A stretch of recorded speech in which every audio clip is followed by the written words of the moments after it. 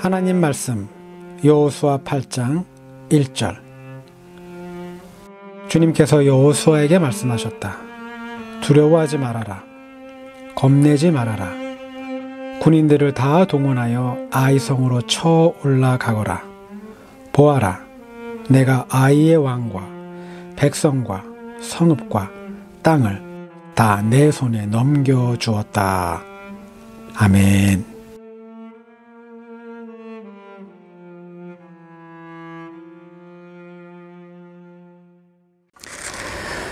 (2025년) 새해가 밝았습니다. 2025년 새해가 밝았습니다. 물론 지금으로부터 3431년 전에도 새해는 밝았습니다. 주전 1406년 새해 첫 달 10일에 여호수아는 그토록 기다렸던 요단강 서쪽, 하나님이 아브라함 때부터 약속했던 그 가나안 땅을 마침내 밟습니다. 그 땅을 밟아요. 여호수아와 온 이스라엘 백성들은 굉장히 감격스러웠을 겁니다. 지도에서 보듯 길갈은 요단강을 건너자마자 바로 마주하게 되는 가나안 동쪽에 있는 지역입니다.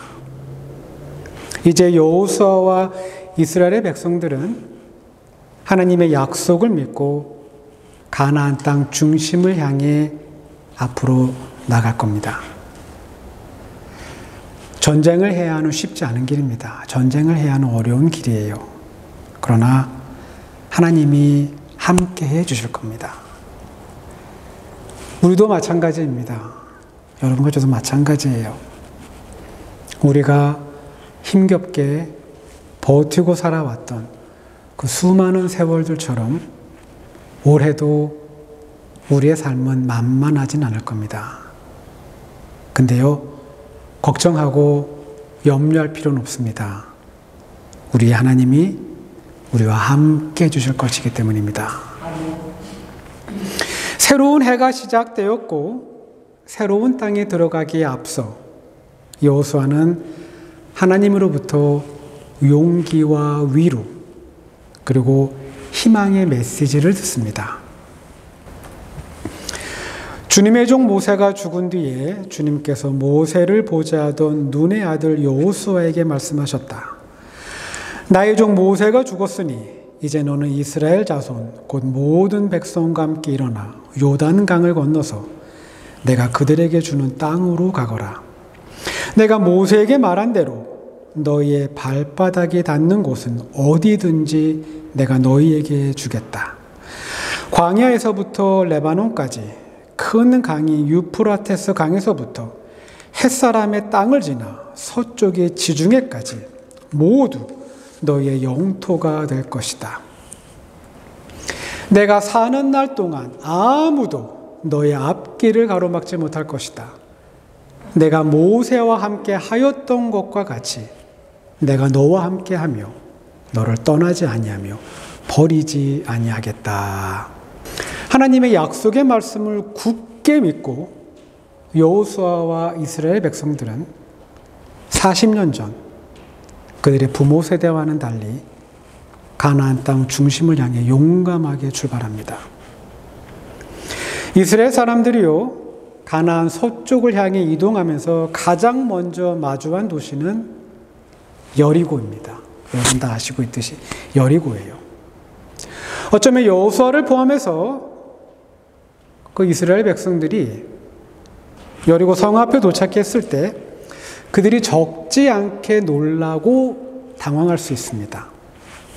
왜냐하면 이집트에서나 보던 매우 높은 건축물, 견고한 성을 보았기 때문입니다. 여호수아에게는요, 성벽을 무너뜨리고 성벽에 오를 수 있는 공성 장비가 없습니다. 장비가 없어요. 이런 상황에서 하나님이 여호수아에게 명령한 건 이제부터 대규모 군사훈련을 해라. 아니면 긴 사다리를 만들고 성벽에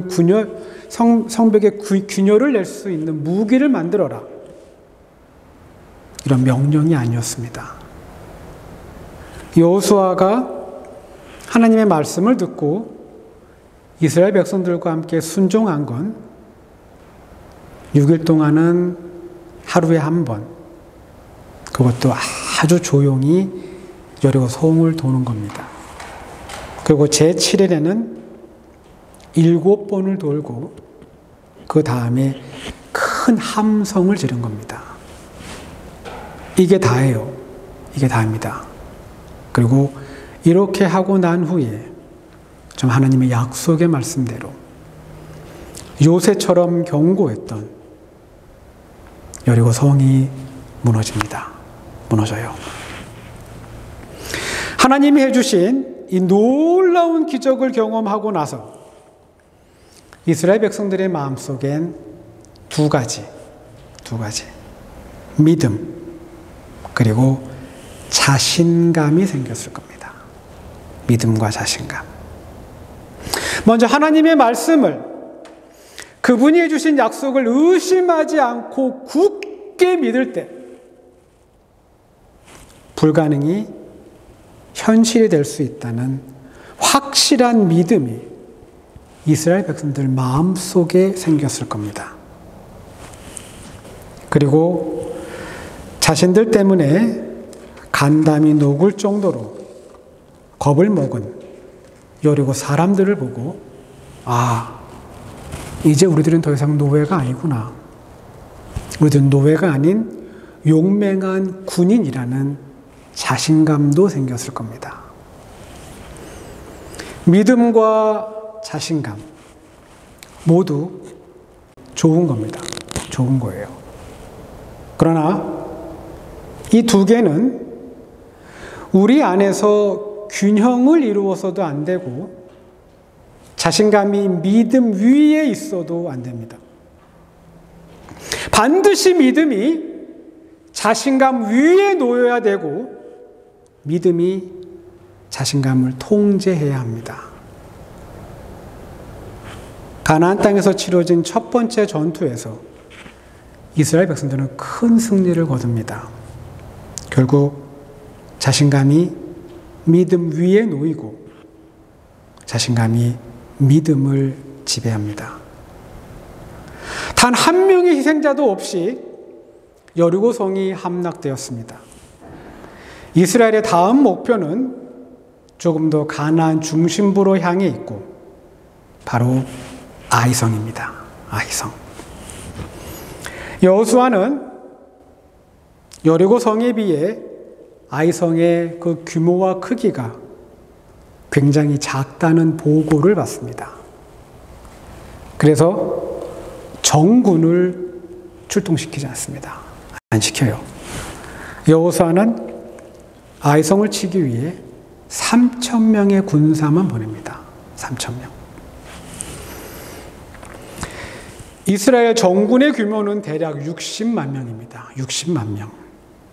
아이성 전투에 참가한 군인은 3,000명. 결국 3,000명이라는 숫자는 전체 군인의 0.5%도 안 되는 수치입니다. 우리가 이 수치를 통해 짐작하고 확인할 수 있는 건 아이성은 정말 작은 성이고 그곳에 군인의 수가 그렇게 많지 않다는 걸 확인할 수 있습니다. 근데요, 당연히 이길 줄 알았던, 손쉽게 이길 수 알았던 아이성 전투에서 이스라엘은 참패합니다. 패해요. 제대로 싸우지도 못하고 도망가기에 바빴으며 36명의 희생자가 발생합니다. 그리고 이번에는 이스라엘 백성들의 간담이 녹습니다. 왜 이런 일이 일어났을까? 당연히 이길 줄 알았던 아이성 전투에서 왜 승리하지 못했을까? 두 가지의 이유가 있습니다. 두 가지의 이유. 첫 번째 이유는 승리에 취한 여호수아와 이스라엘의 지도자들이 하나님에게 묻지 않았기 때문입니다. 묻지 않아요. 하나님에게 묻지 않았기 때문에 그들은 하나님의 대답을 듣지 못합니다. 여리고성 전투를 앞두고 여호수아는 하나님의 말씀을 듣습니다. 근데요, 아이성 전투를 앞두고 있을 때 여호수아는 정탐꾼의 말만 듣습니다. 지나친 자신감에 우쭐했고 자신들의 힘과 능력으로 전쟁에서 이겼다는 착각을 한 겁니다. 전쟁에서 패한 두 번째 이유도 있습니다. 두 번째 이유는 아간, 이 한 사람의 잘못 때문입니다. 이 한 사람. 여리고성 전투에서 전투가 한창 벌어지는 동안 여호수아와 전체 이스라엘 백성들은 하나님 말씀을 듣고 순종합니다. 순종을 해요. 그런데 단 한 사람, 아간은 순종하지 않습니다. 그는 하나님이 버려라, 손대지 마라, 그 명령한 물건에 손을 대고 훔친 다음에 마치 하나님의 명령을 지킨 사람처럼 사람들을 속입니다.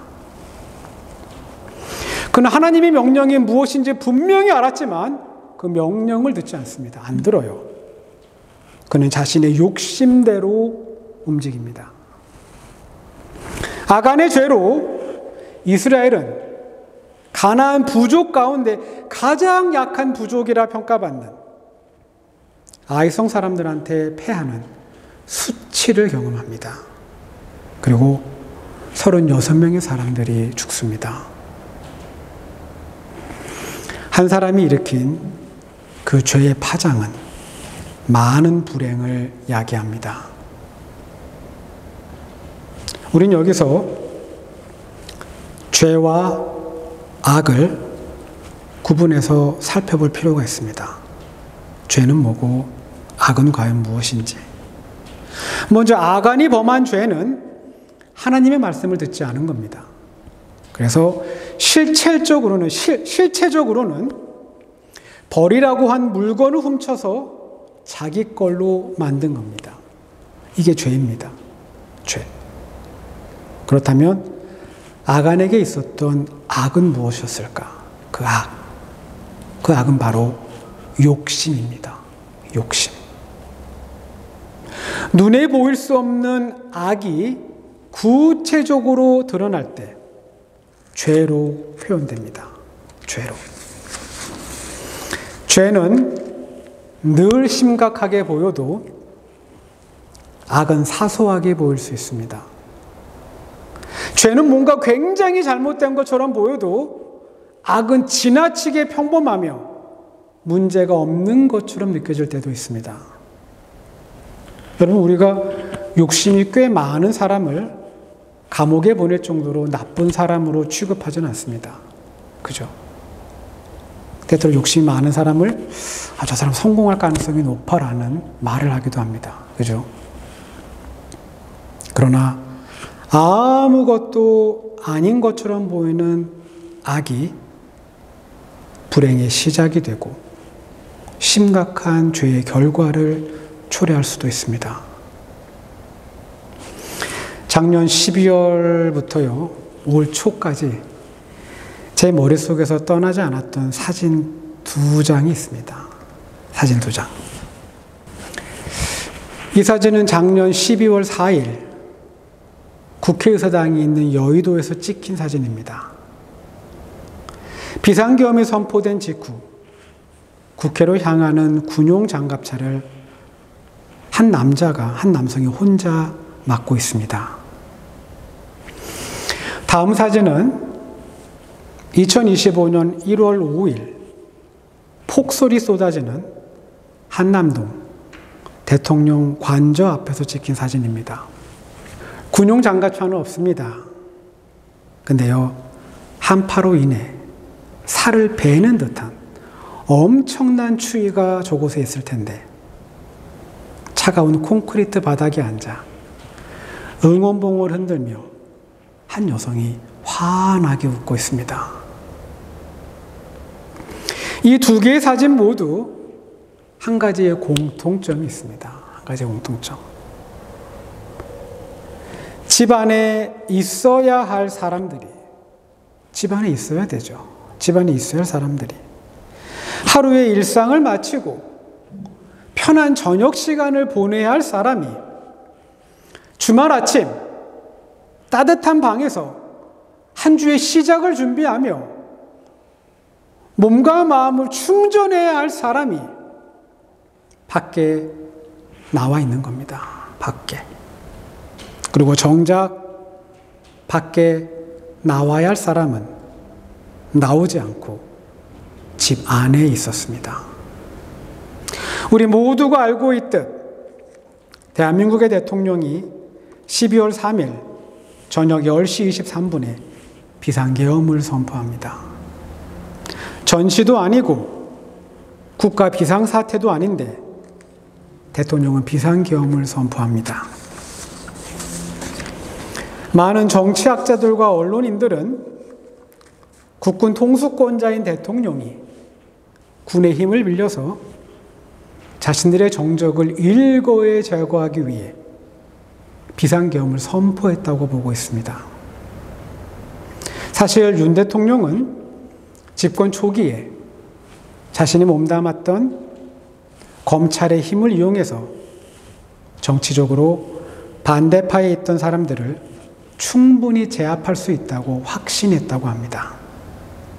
그러나 기대와 달리 권력에 충실한 사냥개 역할을 해줄 거라 믿었던 검찰이 대통령의 정적들을 제거하지 못합니다. 제거하지 못해요. 예를 들면 이겁니다. 민주당 대표인 이재명 씨의 부인이 검찰로부터 136번의 압수수색을 당했다고 합니다. 136번. 그리고 이 압수수색을 통해 밝혀진 혐의는 법인카드 유용입니다. 법인카드의 유용. 그리고 10만 4천 원을 사적으로 사용했다는 법원의 판결을 받습니다. 이재명 씨의 부인이 10만 4천 원으로 한 건 6명에게 밥을 사준 겁니다. 밥. 이 중 3명은 경기도청의 직원이었다고 합니다. 그럼 잘 모르는 사람 3명에게 5만 2천 원으로 식사를 대접한 겁니다.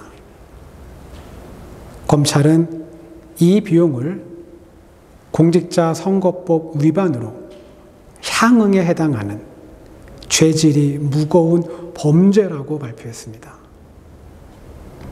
검찰이 이렇게까지 하는 이유, 그건 이재명 씨의 부인을 손보기 위한 것이 아니라는 것을 누구나 짐작할 수 있습니다. 2013년 미국의 백인 검사였던 마티 스트라우드는 글렌포드라는 한 흑인을 찾아가 용서를 구합니다.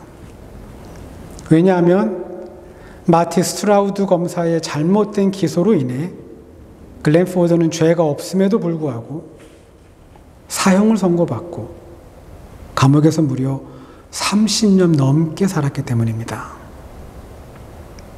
마티 스트라우드 검사가 글렌포드에게 고개를 숙이고 말합니다.